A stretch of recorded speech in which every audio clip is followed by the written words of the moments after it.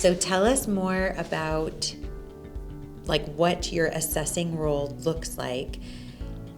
And even in that, is there kind of like a typical day of what an assessor might do?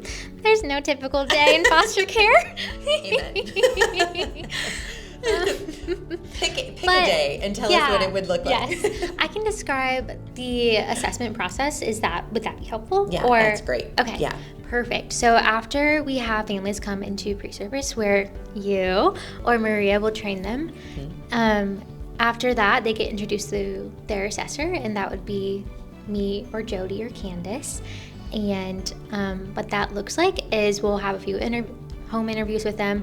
And the word interview, I have like a love-hate relationship with it, because I think an interview can bring so many emotions. Because an interview can be like super intimidating, and like we're going to judge you, and we're not going to let any kiddos in your home because you have dust on your floorboards. Yes. And I mean, come on now, I am 5'3". On good days, sometimes 5'2", and I have curly red hair. Do I really look that intimidating? No. Good answer. That is a correct answer. So I think that interview portion can feel really intimidating, because you read it and you're like, oh no, like this is where they're going to judge if I can and cannot reach this goal of mine, right? Yeah. And I always like to joke with my families, because I often get told, like, I'm really nervous for the interview. What questions are you going to ask? Like, what are you going to do? And I really just like to break the ice and just tell them, like, flat out, like, really, truly just look at me. I don't have muscle on me whatsoever. Like, I cannot be that intimidating. And then I think that breaks the ice really well, too, to be like, oh, yeah, you're right. Like, and then I can go into, here's what the interview process really is. So I like to think about the interview in a sense of, okay, what do you know? What areas do you want to know more? What areas have you not even thought about yet that now I can walk alongside you and we can process together and figure it out? And really, it's just a time for us to bring up different things that maybe you haven't thought about before, and we can process that together. You can have further conversations with your support system and even with us. And then it's also such a great way for us as assessors to get to know you even better. And that way, when we have people who are going to call our families to say, we have a kiddo who needs a home, will you say yes?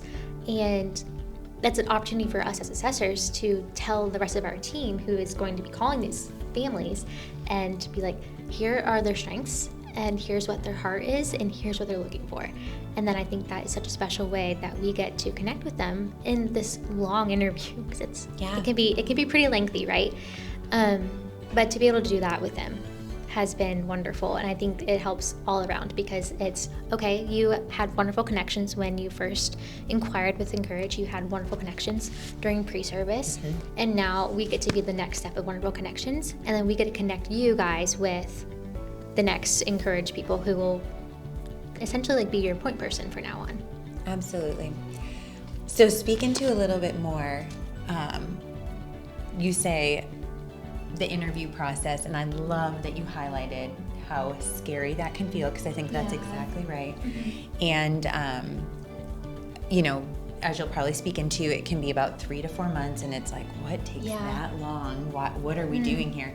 So speak into some of the aspects that do go into that 3 to 4 month process. Yeah, so it's going to look really intimidating right off the bat, because our pre-services are power weekends, so it's 2 back-to-back weekends full of information. And someone told me it's almost as if you're trying to drink water from a gushing fire hydrant, and so I've always just reflected that back, and I'm like, yeah, that's such a good image, right? Yeah.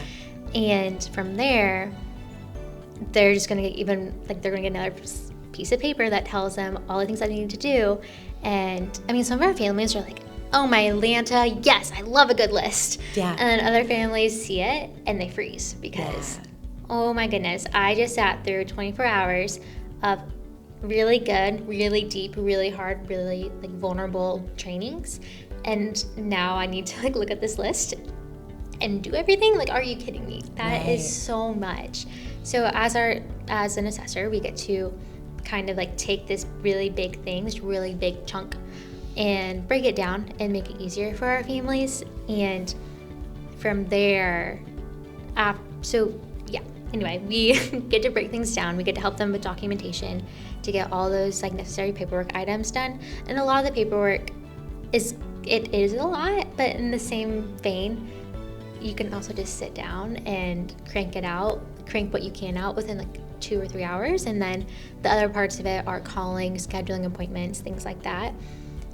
So that portion of it probably is going to take a good month normally of just paperwork.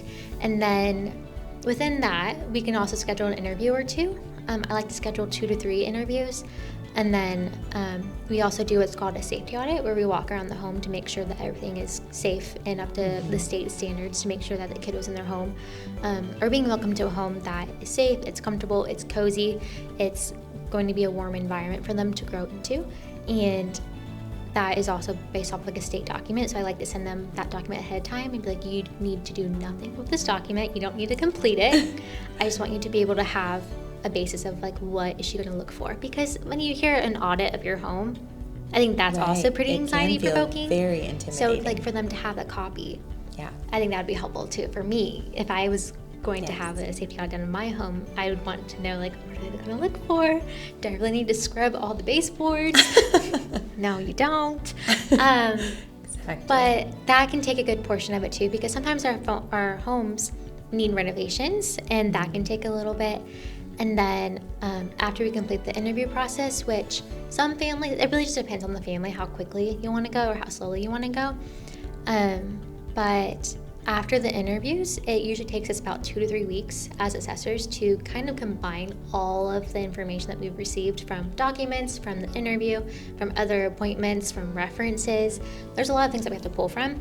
And what we do is we basically compile this long, I like to call it an essay, but it's like an essay separated by different questions. Again, that takes about 2 to 3 weeks. And then that in combination with all the things that we have to, details and such that we get to put into the state system, we submit that to our director, who then, she's really great. She approves it within 24 hours normally. Yeah.